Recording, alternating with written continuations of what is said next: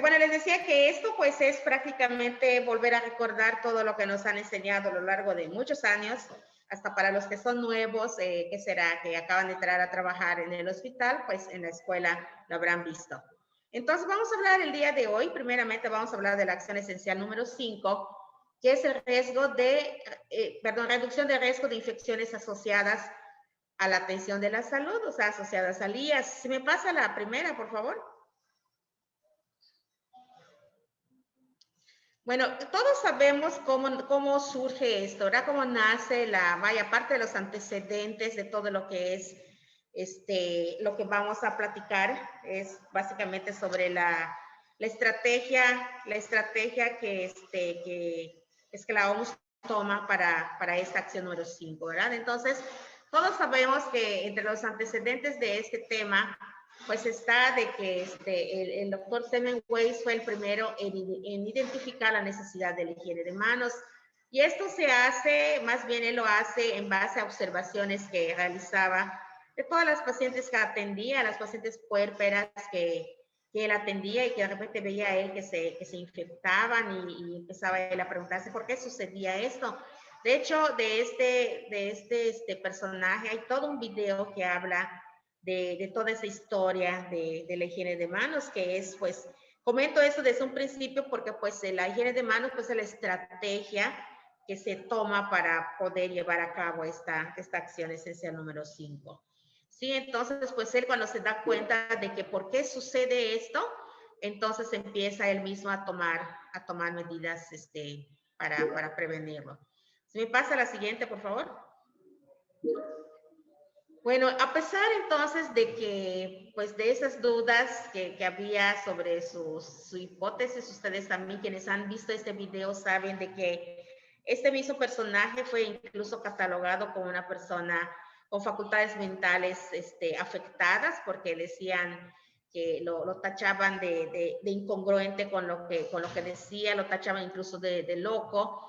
Y que a pesar de todo eso, muchos años después se dieron cuenta de que él tenía razón, de que la falta de la higiene de manos era lo que estaba haciendo que pues estas personas, que estas pacientes puérperas se infectaban.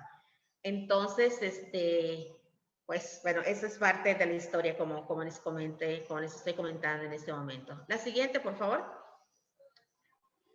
Bueno, entre todos los antecedentes que estamos comentando, ustedes también saben de que el hablar de infecciones asociadas al cuidado de la salud, las llamadas también infecciones nosocomiales, poco a poco ese término pues ha ido reduciéndose, ha ido modificándose en el sentido de que actualmente pues lo tenemos que llamar como infecciones asociadas a la atención médica o infecciones asociadas al cuidado de la salud.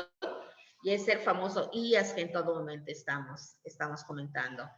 Estas infecciones ocupan un lugar muy importante en la problemática de la salud pública. Incluso en pleno siglo XXI sabemos que las infecciones asociadas al cuidado de la salud es un problema mundial, es un problema que nos afecta a todos, es un problema que está sucediendo en todas las organizaciones públicas y privadas, incluso de primer nivel, de segundo nivel, de tercer nivel, y es algo que pues tenemos que atender. Es por eso que seguimos y seguiremos hablando de higiene de manos y seguiremos trabajando sobre la acción esencial número 5. Pero ¿de qué manera entonces repercute esto? Bueno, definitivamente repercute en la calidad de vida de los pacientes. Un paciente que ingresa por un tratamiento de corta estancia, por ejemplo, se infecta y ¿qué sucede? Si tenía que ser 3 días, hace una semana, de ahí a 15 días, etcétera. Entonces,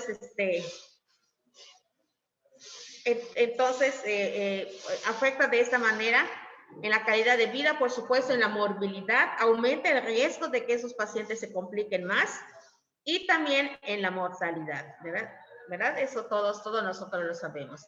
Y eso es lo que hace entonces que estos pacientes pues tengan más días de estancia en el hospital, lo que complica su situación. ¿Me pasa la siguiente, por favor? Ok.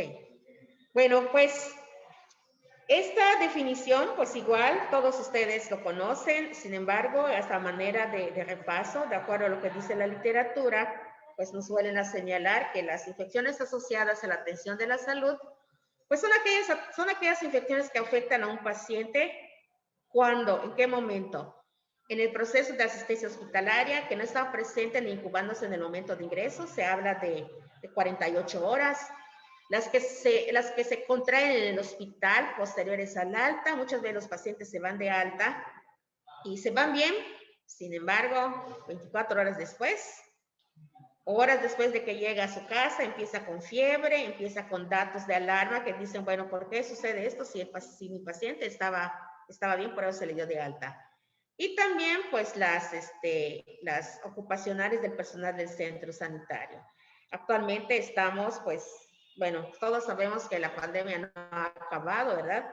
La pandemia sigue y pues a veces estando, pues nosotros trabajando, no sabemos que estamos enfermos, atendemos a nuestros pacientes y sucede que pues contagiamos a nuestros pacientes. ¿Okay? Bien, la siguiente, por favor.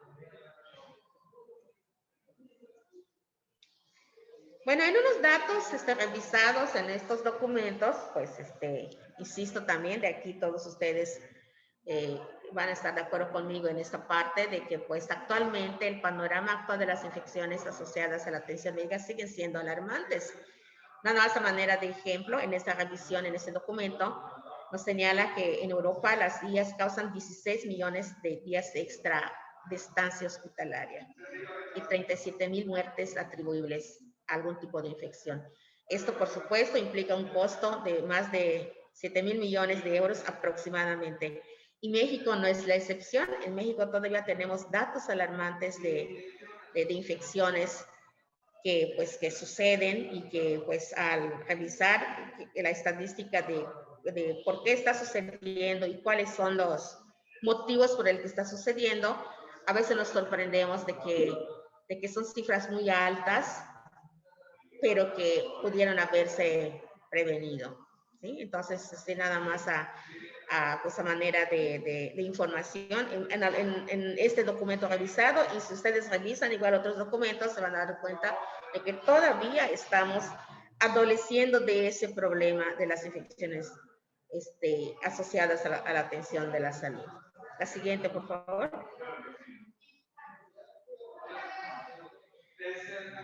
Anterior. Okay. Y si hablamos de los agentes que lo causan, pues definitivamente igual tenemos muchísimos. Hay algunos muy frecuentes todavía en los hospitales de tercer nivel. Hay los pacientes de larga estancia se infectan primeramente por un agente, luego de otro, y así de esa manera los pacientes pueden tener de 2 hasta 3 agentes causales de infecciones asociadas a la atención médica. ¿Sí?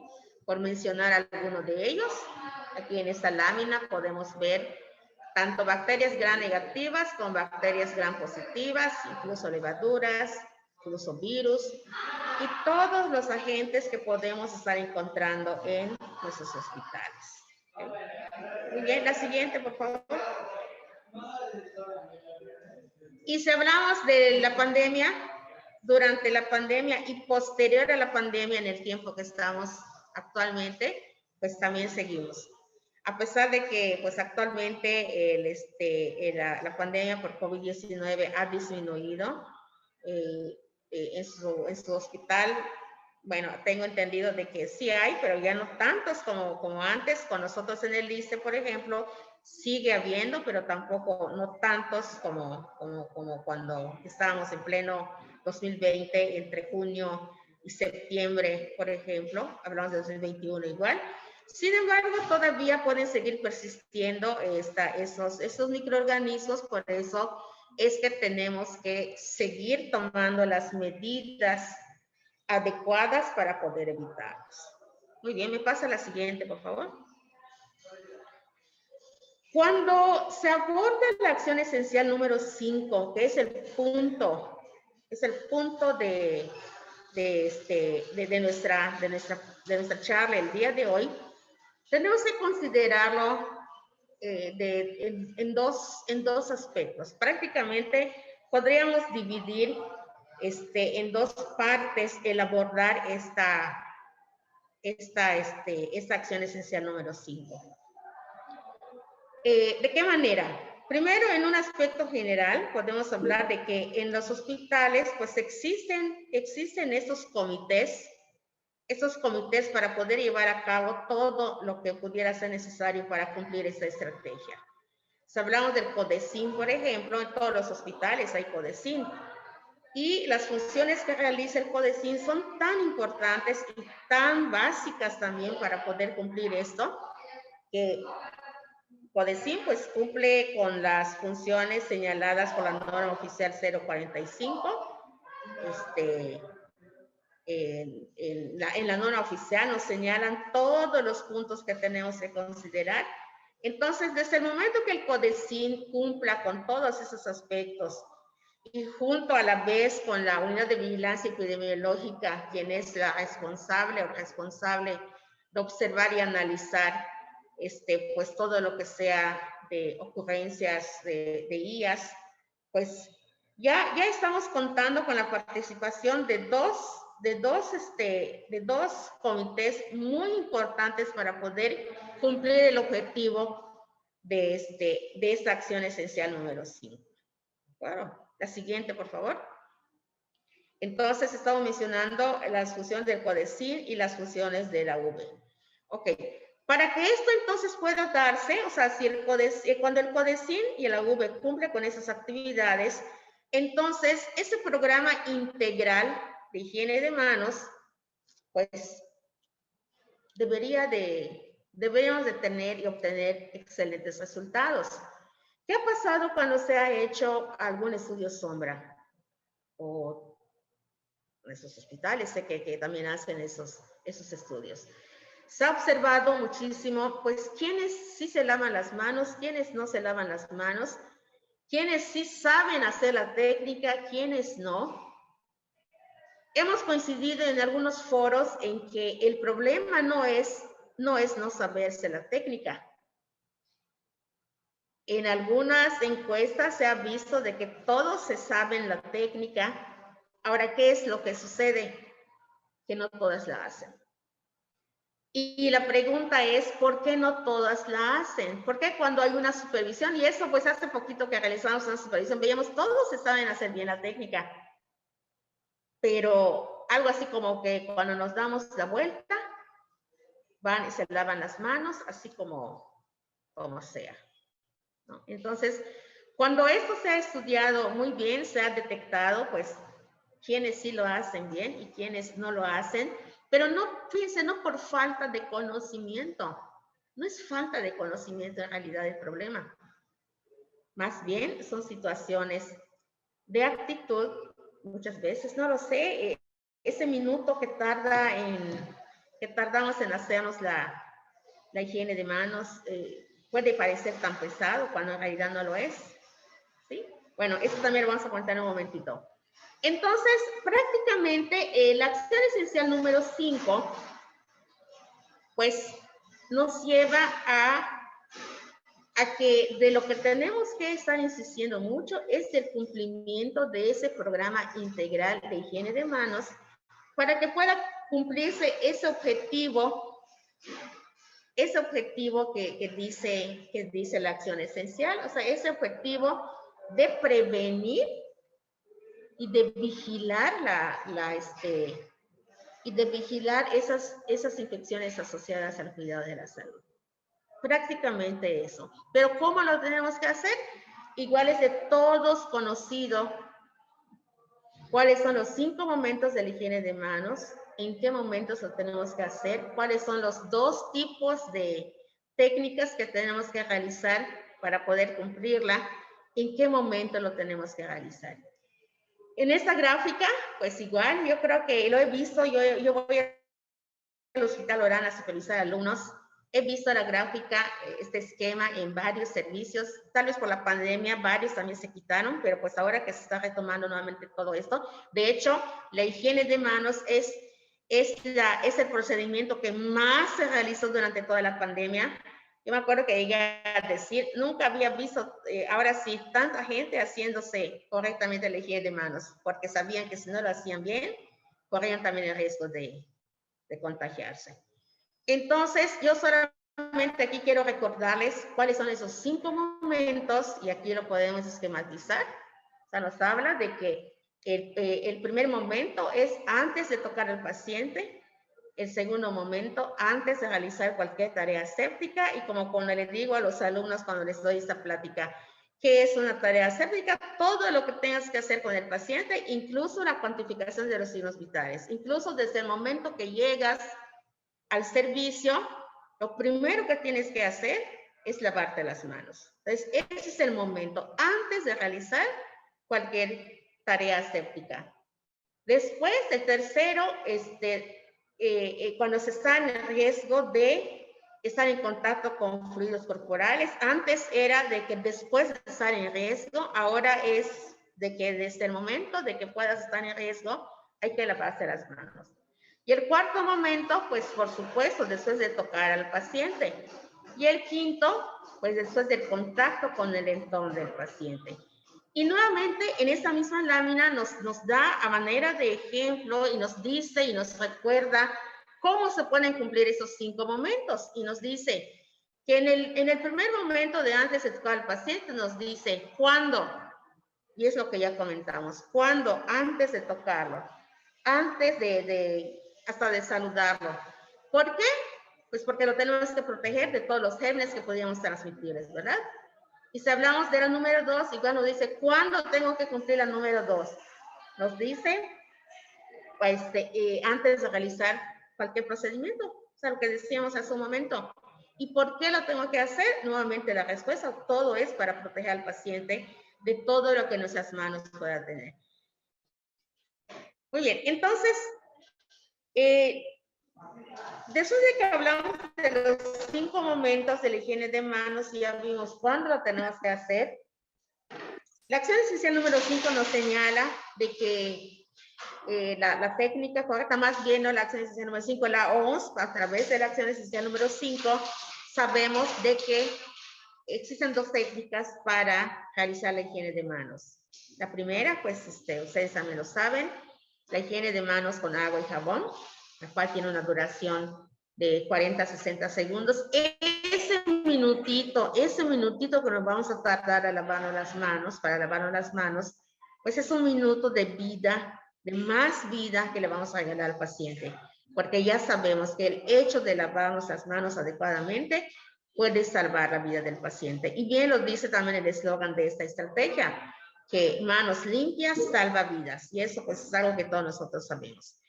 Y si hablamos de la otra técnica de la desinfección de las manos con soluciones alcoholadas, con soluciones alcoholadas, alcohol gel o clorexidina, lo que ustedes tengan en su hospital, pues nos hace énfasis de que es una técnica que tarda, pues, ¿cuánto? De 20 a 30 segundos, a la mitad de lo que tarda la higiene de manos con agua y jabón. Entonces, la pregunta es, ¿por qué no lo hacemos?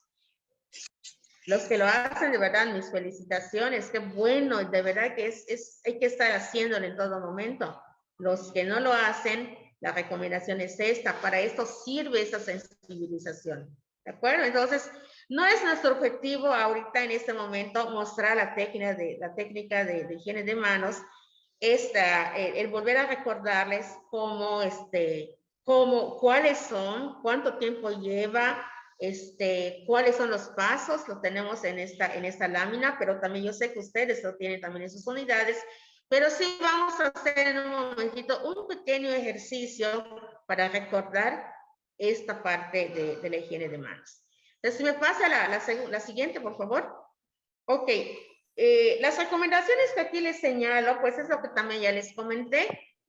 En todos los documentos vamos a encontrar que nos recomiendan mantener uñas limpias y cortas, realizar higiene de manos con agua y jabón de acuerdo a la técnica. A veces gente me pregunta, o sea, ¿por qué tengo que seguir esos pasos? Así lo dicta la OMS. Pero en el caso de cuando dirigimos una plática a una comunidad, a gente de una comunidad a quien le cuesta trabajo seguir estos pasos, pues igual a ellos tal vez podríamos decirles, bueno, lávense las manos, o sea, cuando consideren. Sin embargo, cuando es posible, y esto siempre tenemos que buscar que sea posible, enseñar a los pacientes la técnica adecuada, eso también es muy importante, sobre todo los que son familiares y que están junto a su paciente cuidándolos. Sabemos también de que cuando nos lavamos las manos, pues no hay que sacudirlas, no hay que estar, o sea, se debe estar con las toallas desechables. Por eso, en el siguiente punto que vamos a comentar de la importancia de la participación de toda la organización para que este objetivo se logre, también es algo primordial. Y también sabemos en otra recomendación que el uso de guantes definitivamente no sustituye el lavado de manos. Todavía habemos personas, y digo habemos porque somos del sector salud, no digo habemos porque yo lo hago, porque yo presumo de que sí ya me sé lavar las manos y que sí lo hago, y que el uso de guantes para nada sustituye la higiene de manos. Eso es algo que en todo momento tenemos que estar recordándoles. Por eso son esas capacitaciones y por eso son las recomendaciones. Muy bien, la siguiente, por favor. Muy bien, hace un momento les decía que para que esta estrategia se pueda cumplir adecuadamente, el programa integral debe de dividirse de dos maneras, o sea, en dos aspectos, en dos incisos, en este caso, que como lo puse aquí de manera teórica. Aquel inciso A, en donde hablaba de la participación de cada uno de los comités que existen para ello. Si esos comités cumplen con esta parte que les compete, hemos dado un gran primer paso. Y el otro gran paso para que esto pueda cumplirse es la que corresponde también a la organización, a los otros departamentos de la organización, como por ejemplo a la administración. Definitivamente, en un programa integral de higiene de manos hay 5 elementos muy importantes, ¿sí? Primero, el abasto de los insumos. Ustedes tienen mucha razón cuando nos preguntan, bueno, ¿quieres que me lave las manos? Pero no hay jabón suficiente, no hay sanita suficiente. Ustedes tienen mucha razón en decir eso. Y ustedes tienen mucha razón en pedirlo. Entonces, hay que pedirlo. Hay que pedir que haya suficientes insumos. Es un programa integral, es un programa obligatorio en todas las instituciones y por lo mismo también la organización tiene que cumplir esa parte. El control de la calidad del agua. La calidad del agua también tiene que cuidarse, ¿sí? Cada cuánto tiempo está revisándose que el agua que se usa en el hospital para todo, está con la concentración que debe de tener en cuanto a cloro, ¿no?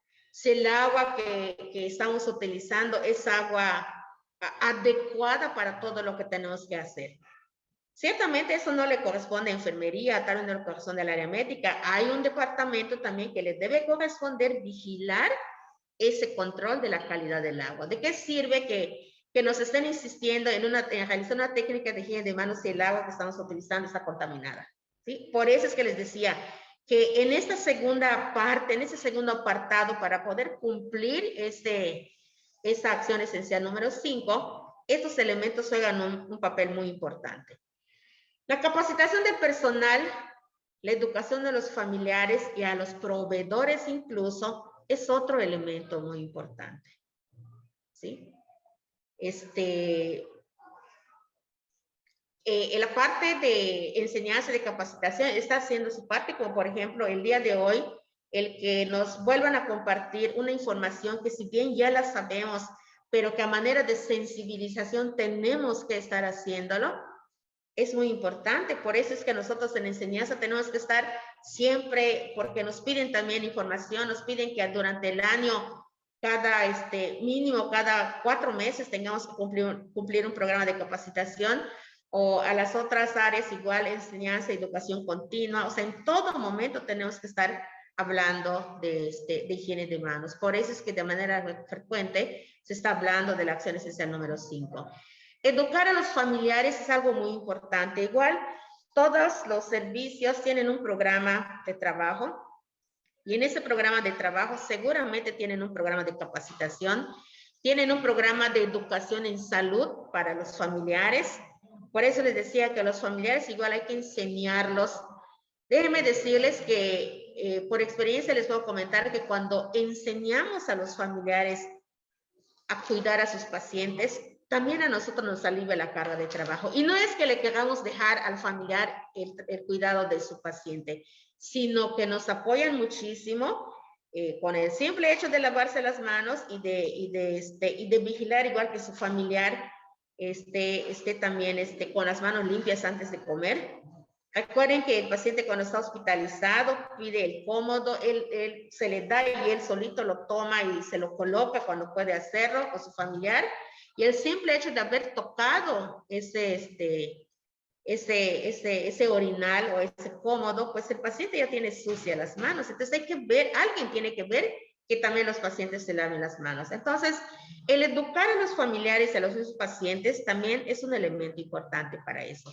A los proveedores, a todos los que entran a nuestro instituto. De verdad, esto es un punto que seguramente allá con ustedes también sucede, de que a veces entran, primero pueden entrar y nos damos cuenta. Cuando nos damos cuenta ya están tocando incluso el entorno de todo lo que del paciente, incluso de las cosas que nosotros utilizamos. Ellos cuando entran se lavan las manos. Hay que obligarlos a lavar las manos para que todos podamos estar cumpliendo esta estrategia. Y algo muy importante igual acá es que todo este programa que se instituya en la organización tenga una evaluación, ¿sí? El programa integral de higiene de manos tiene que evaluarse de manera constante.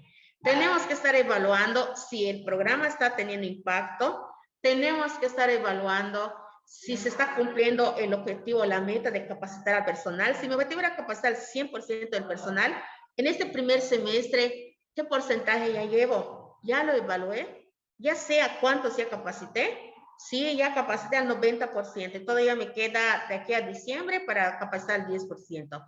Ya evalué el programa.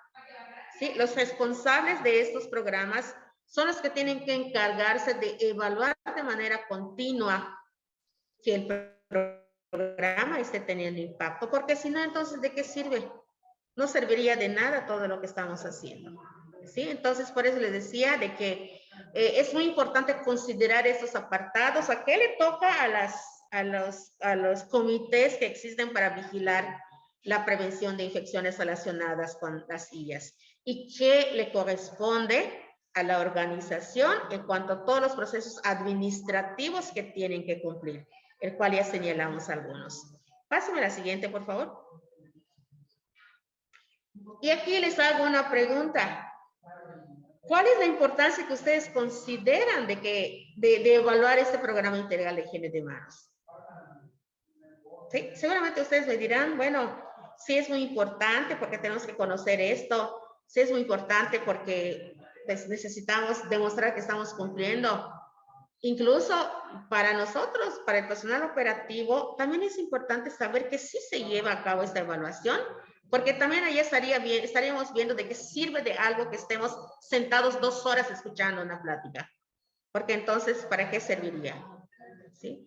Entonces, desde el momento en que yo, como personal directivo, personal operativo, conozca esta importancia que tiene el que se evalúen esos programas y me evalúen a mí, pues estaremos entonces viendo ese impacto de ese programa, porque si no, nos pasaremos otros 10 años capacitando, nos pasaremos otros 10 años hablando de higiene de manos y simplemente no se va a cumplir, no se va a ver el impacto y seguirán habiendo las infecciones y seguirán infectándose las cirugías y seguiremos cometiendo los mismos errores que estaríamos cometiendo durante mucho tiempo.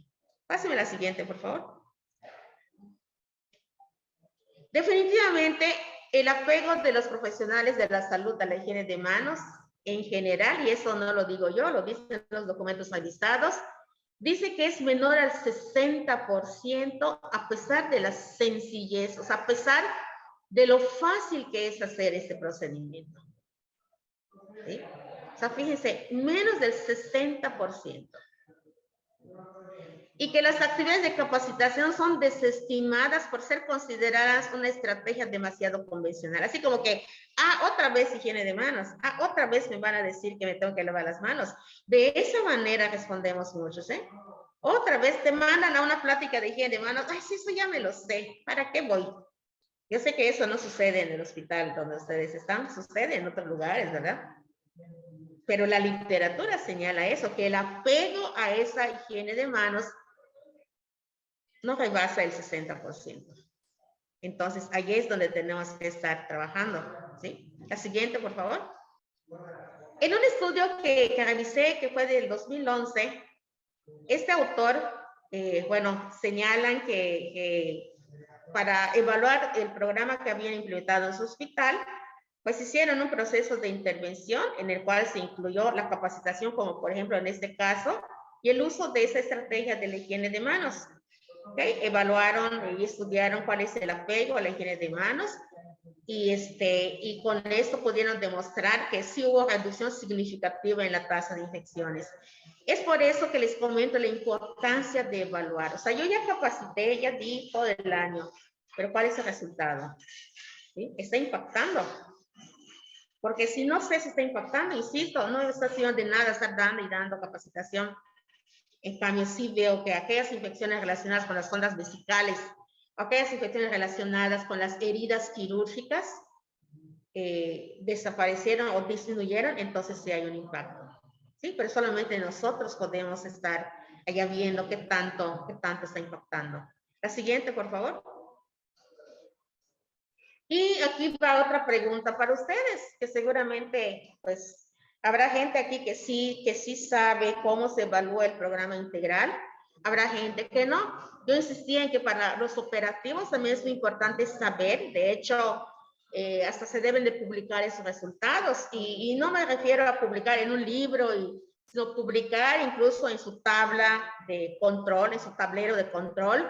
La evaluación del programa integral de higiene de manos en el Hospital Orán, por ejemplo, en el semestre de enero-julio, tiene ese impacto, o sea, tiene ese resultado. El 100% del personal médico se lava bien las manos. Maravilloso. Eso es lo que queremos, que todos los médicos se laven bien las manos. El 100% del personal de enfermería se lava bien las manos. El impacto se va a ver, se los aseguro. Muy bien, la siguiente, por favor. Bueno, aquí nada más es nuevamente el esquema de la higiene de manos con solución alcoholada. Pues los pasos, pues ustedes lo saben, no se los tengo que repetir. No, tal vez si estuviéramos de manera presencial, pues pudiéramos hacerlo, pero pues yo creo que, insisto, quiero que esto sea una sensibilización de que tenemos que estar haciendo esto. Muy bien, bueno, con esa parte terminamos la acción esencial número 5. Ya les dije de que pues esto es una sensibilización, es algo que pues que ya conocemos, pero que tenemos que estar haciéndolo y a la medida que lo hagamos, les puedo asegurar que ese apego estará, porque no lo digo yo, lo dicen los documentos que hay donde se han hecho esos estudios en diferentes lugares. No sé si en el Hospital Orán hayan hecho algún estudio de apego a esa técnica. Y si no, pues creo que es un buen momento para hacerlo. Muy bien, pasamos a la acción esencial número 6.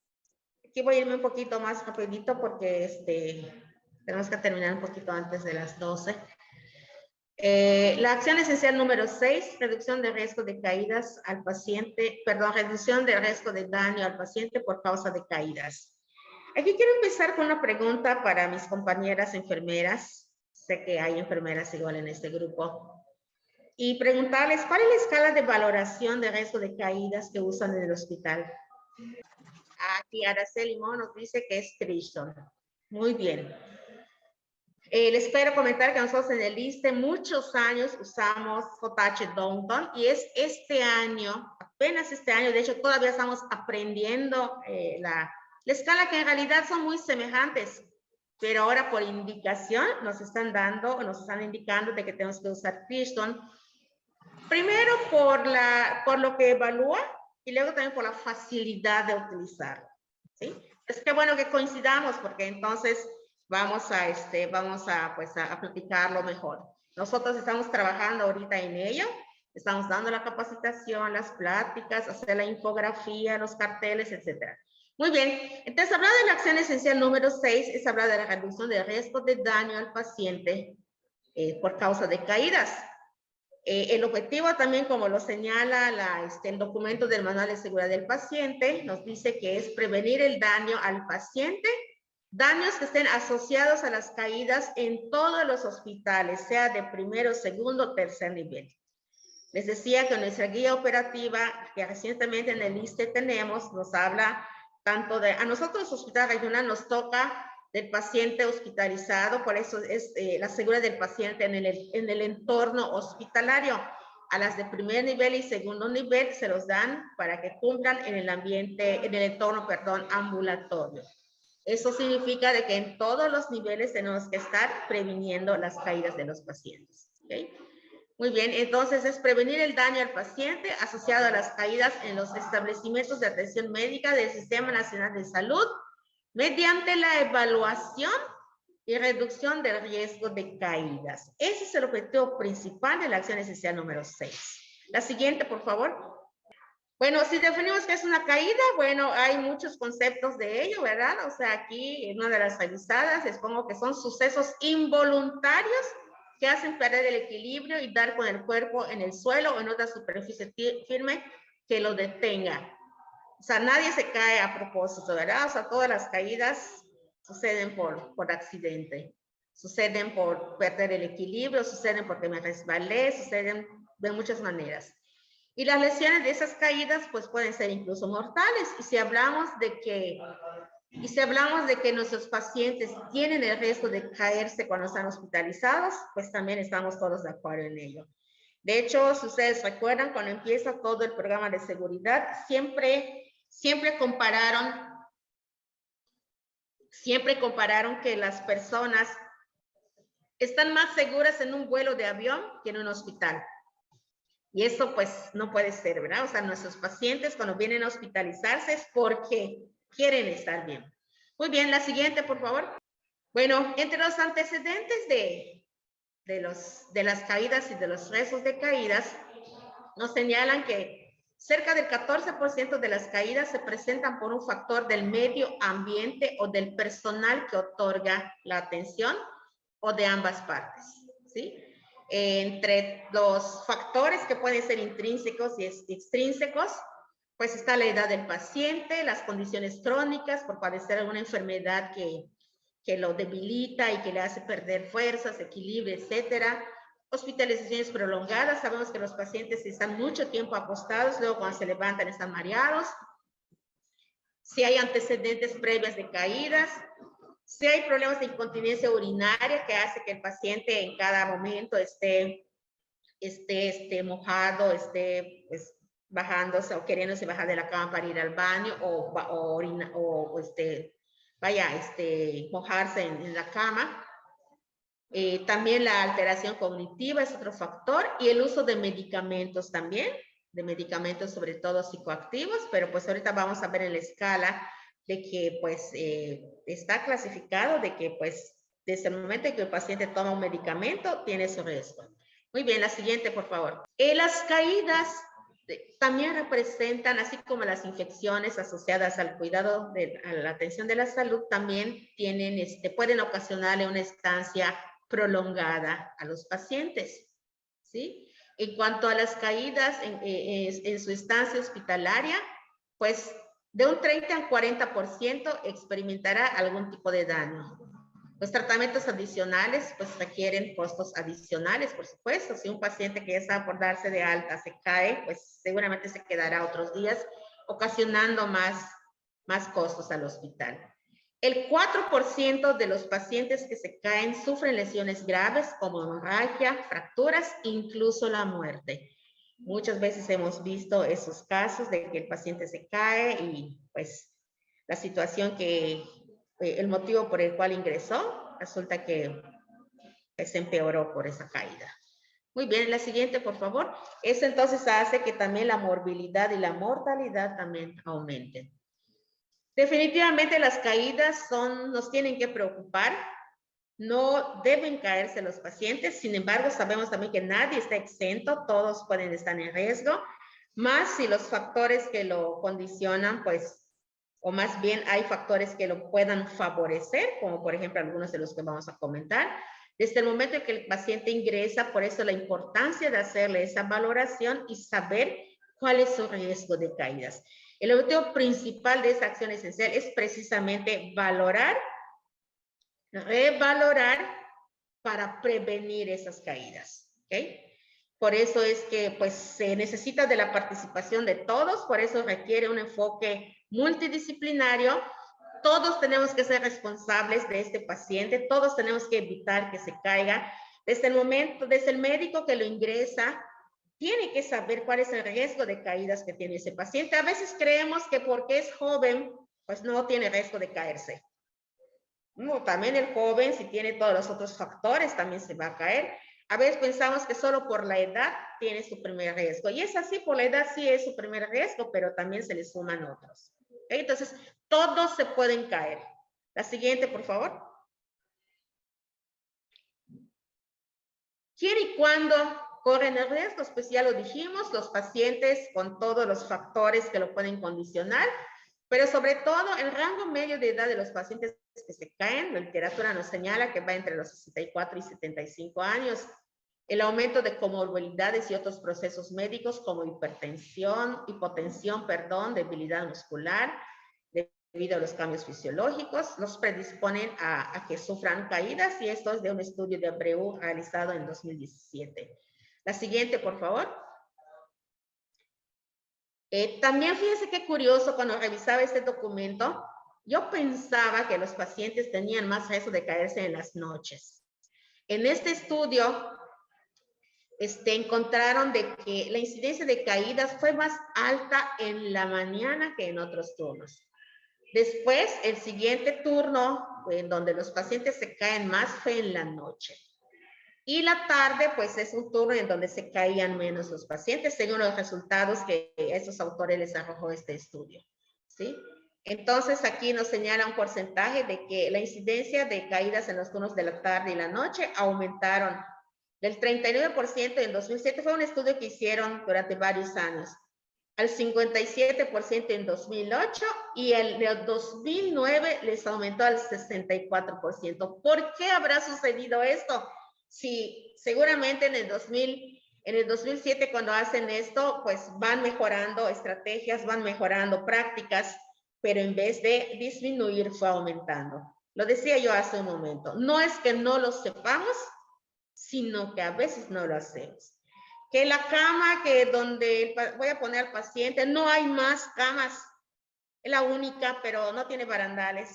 O no hay otra camilla, es la única, pero la rueda no le sirve. Allá la importancia de la participación también de la administración, y eso lo tendremos que estar repitiendo en todo momento, porque no podemos estar haciendo medidas sin que tengamos también los insumos, ¿no? Eso ya lo dijimos como en la higiene de manos. Lo mismo es en las caídas, ¿sí?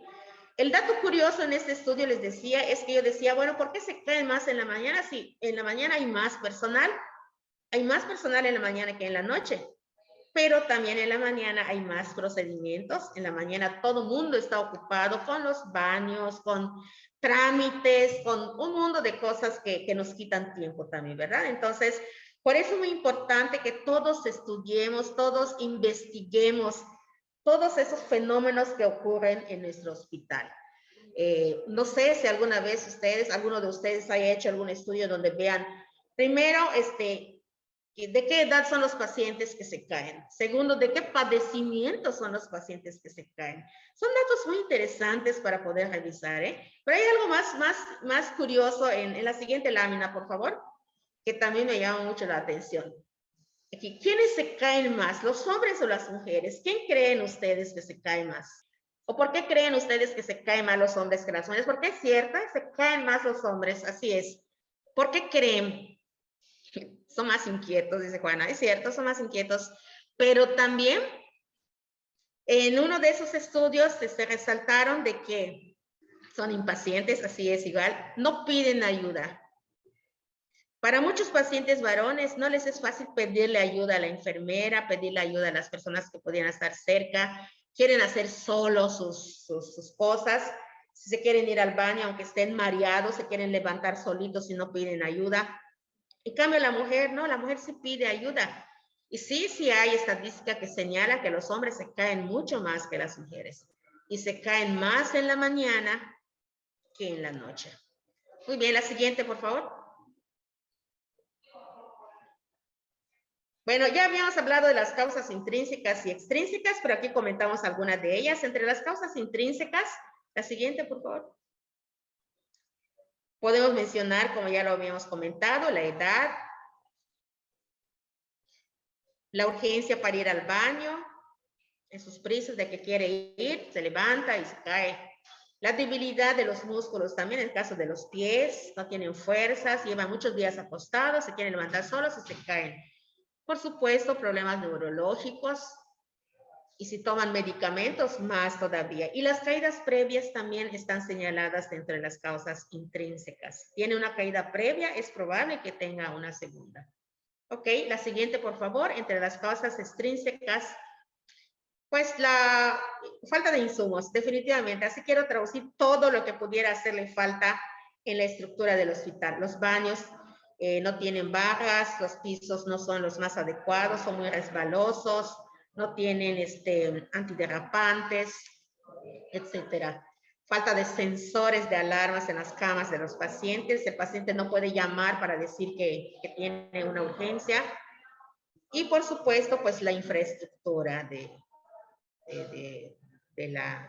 del hospital en este caso. ¿Sí? Esos son algunos de las causas extrínsecas para que el paciente tenga el riesgo de caerse. La siguiente, por favor.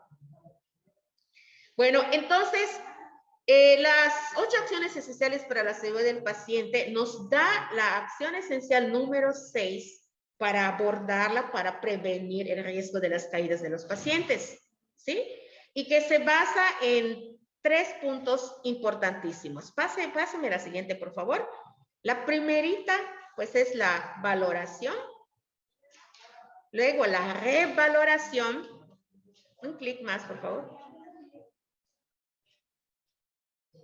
Y, por supuesto, en base a esto, la prevención. ¿Sí? Si nosotros valoramos desde el inicio, revaloramos, cuando el paciente llega a urgencias, tiene un riesgo de caída. Cuando pasa a medicina interna o se va a cirugía, puede tener o puede haber cambiado ese riesgo de caídas. Puede ser que, pues, si de urgencias no se fue a su casa y requirió ingresarse a medicina interna, a lo mejor porque su padecimiento, pues, es para varios días el tratamiento que requiere. Entonces, esa revaloración tiene tanta importancia, compañeros, para decir tanta importancia, que es muy necesario hacerlo. ¿Qué sucede muchas veces? Y eso lo vuelvo a comentar como hace un momento, de verdad, con todo el respeto del mundo. A veces vemos semáforos de riesgo de caídas con el mismo color con el que ingresó a urgencias. Incluso cuando se va de alta, sigue con la misma escala de valoración con riesgo alto. Nadie se la cambió. O se revaloró y no se cambió, o nunca se revaloró ese paciente. Y por consiguiente, si no hubo una revaloración, pues no vamos a poder hacer la prevención. Porque ¿cómo voy a saber si de verdad lo que dice ese documento que señala la semaforización, pues es la real, ¿sí? Por eso es muy importante que para cumplir esa acción esencial número 6, tenemos que cumplir esos 3 aspectos. Valorar, revalorar y luego prevenir. Así de sencillito. La siguiente, por favor.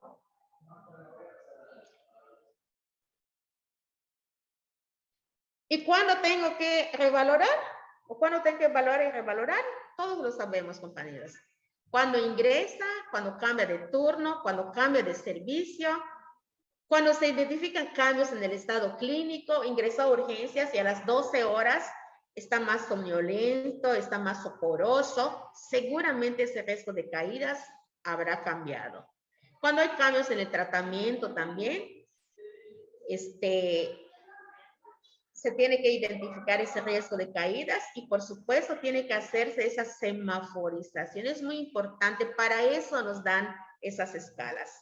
Para eso es que esas personas que se han encargado de estudiar todo esto para mandarnos todo lo relacionado a acciones esenciales y todo lo relacionado a escalas de valoración, ya hasta nos lo dan, o sea, ya nos lo dan ya hecho, solamente tenemos que aplicarlo.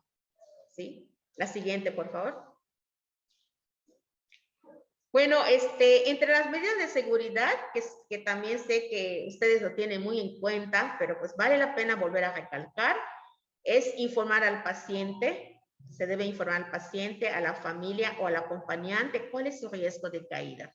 Cuando el paciente llega, ya lo ingresamos, ya tenemos su riesgo de caída, es importante decirle, don Juanito, usted por su edad, por su tratamiento, no sé, usted tiene que buscar la manera de cómo decírselo, usted tiene un riesgo alto de caerse, entonces hay que tomar medidas para evitarlo.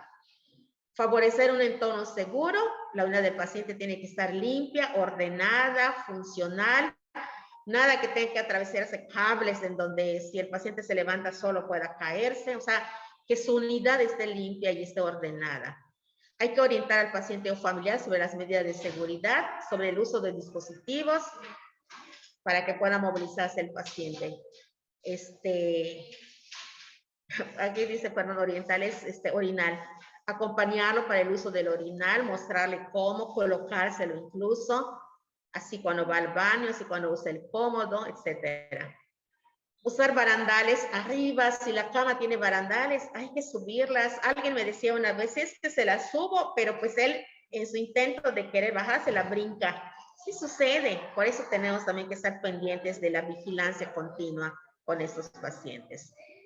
Y, por supuesto, valorar de manera continua al paciente de acuerdo al riesgo detectado. Si yo detecté que tiene un riesgo alto, o diríamos altísimo, si hubiera en el semáforo el altísimo, lo podríamos poner, pero si no es el alto, que es el mayor, pues hay que estar vigilándolo más seguido. Y no que ahora le cheque los signos vitales y hasta que termine el turno lo vuelvo a ver. ¿Sí? Entonces hay que estar muy pendiente de ese paciente cuando tiene un riesgo alto. La siguiente, por favor. Definitivamente también es un trabajo multidisciplinario, todos tenemos que participar, así el médico cuando pasa su visita nos puede hacer alguna observación, así el médico cuando pasa para checar al paciente puede ver que ese riesgo ha aumentado y por qué no, pues igual decirnos, miren ya no es un riesgo alto, o sí saben que ya es un riesgo alto. Y por supuesto se tiene que documentar todo eso, se tiene que escribir. En nuestra hoja de enfermería para el personal de enfermería hay un apartado donde ponemos ese riesgo de caídas, pero no colocar un riesgo a ojo de buen cubero, sino que de verdad valorar ese riesgo de caída. La siguiente, por favor. Bueno, también recomendaciones que nos dan que cuando el paciente tiene un estado mental alterado, agitación psicomotora o son pacientes pediátricos, pues igual tenemos que considerar todas las medidas que tengamos que tener con él. La siguiente, por favor. Aquí también hay puntos importantes para otras áreas, por eso decía que esto es multidisciplinario. El personal de intendencia, por ejemplo, o de limpieza, tiene también que hacer su parte, ¿sí? Tiene que hacer uso de los señalamientos cuando el suelo está mojado, de colocar allá que acaban de trapear, o sea, todos los señalamientos que tengan para ello. Y, por supuesto, si esto llegara a suceder, también tenemos que informarlo, que muchas veces a eso le tenemos miedo. De allá, la acción esencial número 7, que es el reporte de los eventos adversos y de los eventos centinela, es muy importante hacerlo. Siempre les hemos recalcado que cuando eso se hace, no es para buscar culpables, sino que es para tener el dato, tener la estadística, porque si nosotros no demostramos que se caen porque la infraestructura no es la adecuada, pues nunca la van a corregir. ¿Sí? Entonces, definitivamente es nuestra responsabilidad, es responsabilidad de todos el hacerlo. La siguiente, por favor.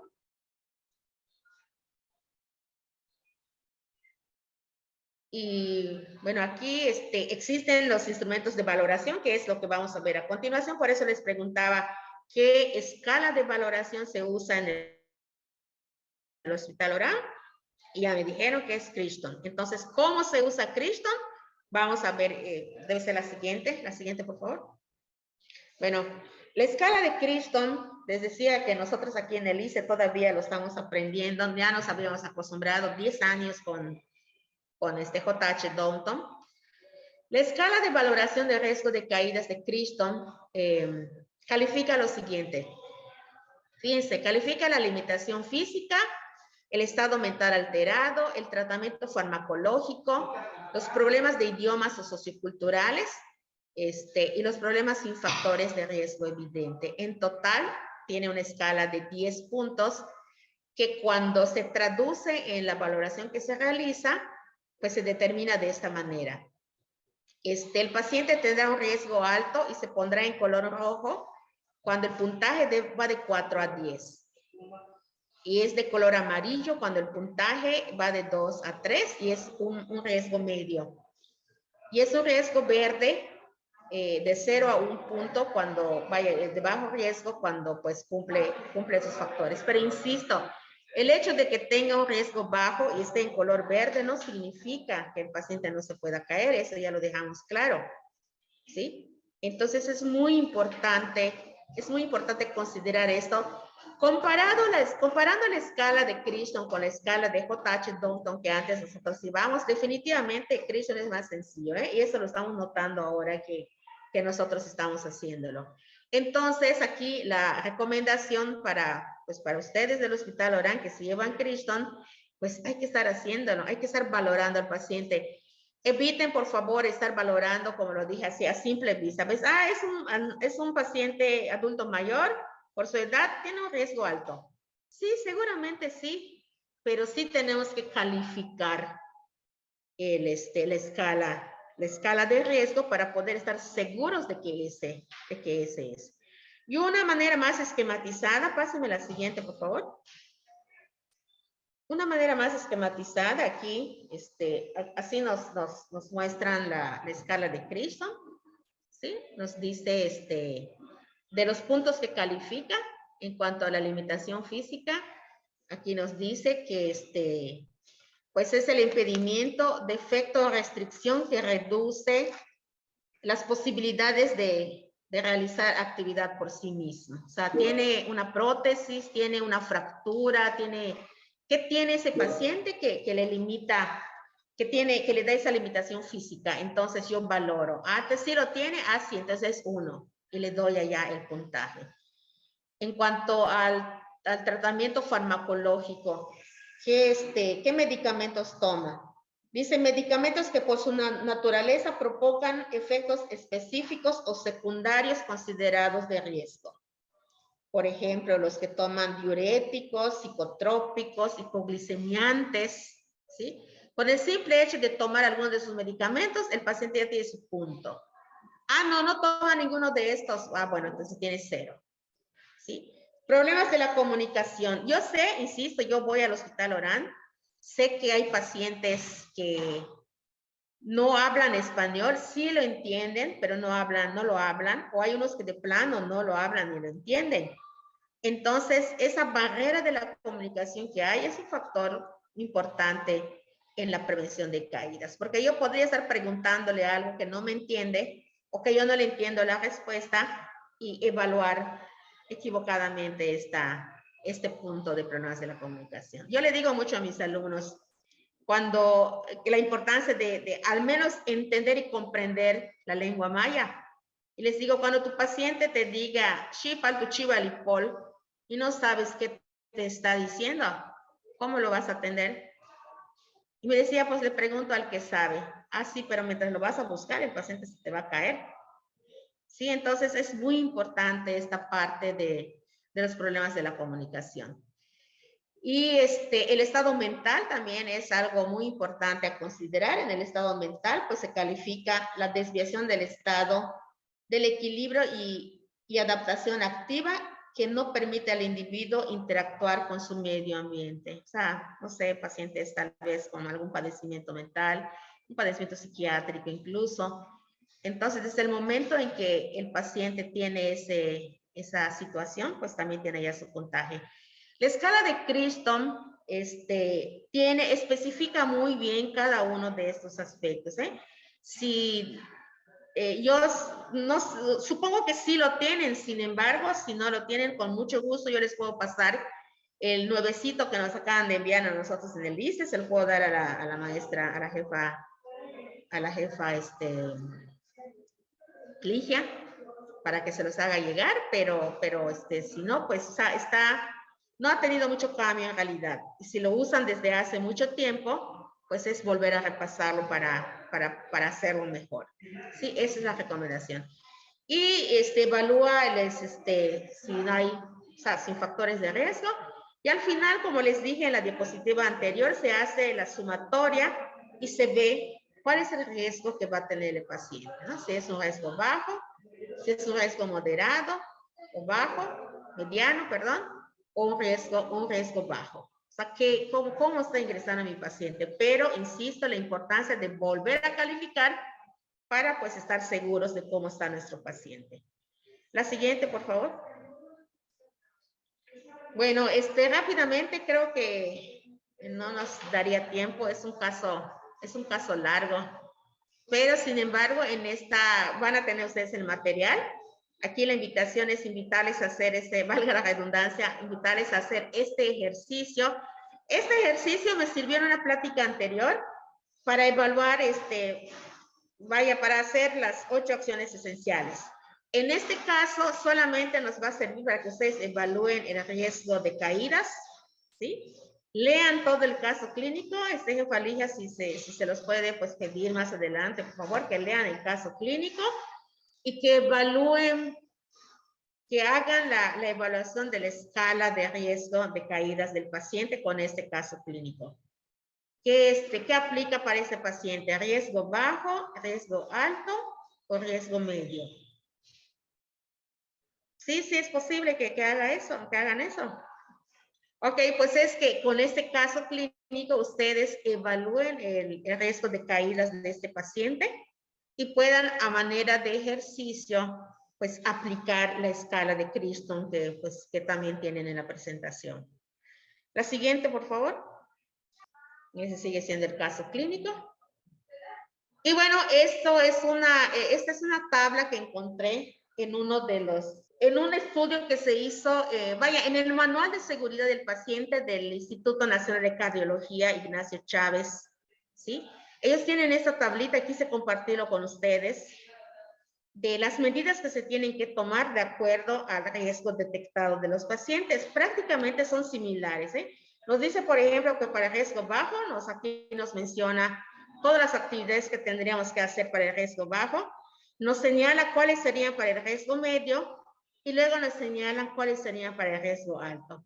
Yo creo que a mí me pareció muy interesante eso, de hecho lo voy a copiar para mi hospital, porque es una manera de tenerlos, o sea, se puede hacer en un cuadro y se puede colocar en una parte del servicio para que, pues, los compañeros, cuando estén atendiendo a los pacientes, puedan ver así de manera inmediata qué hago, qué puedo hacer si tiene un riesgo medio, ¿no? Rápidamente nos dice si es un riesgo bajo, favorecer el entorno seguro, unidad limpia, funcional, disponibilidad del timbre y de la luz al paciente.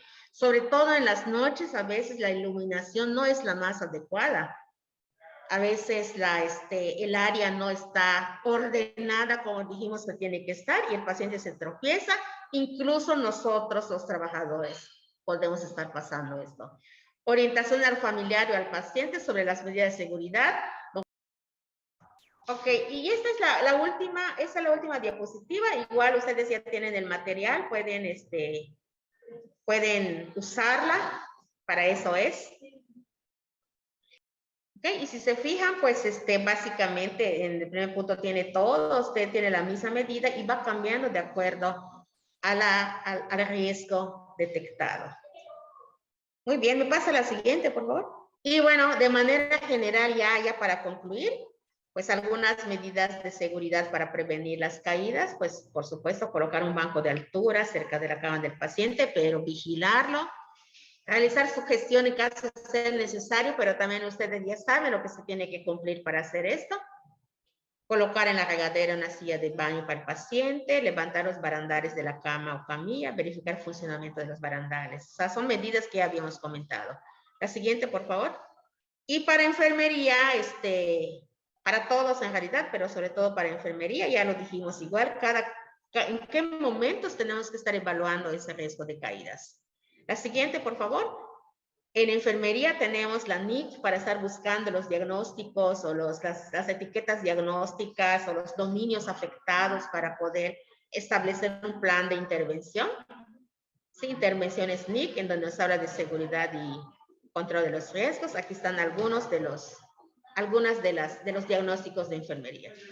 La siguiente, por favor. Igual aquí son intervenciones de enfermería. Todos estos son sacados de la NIC.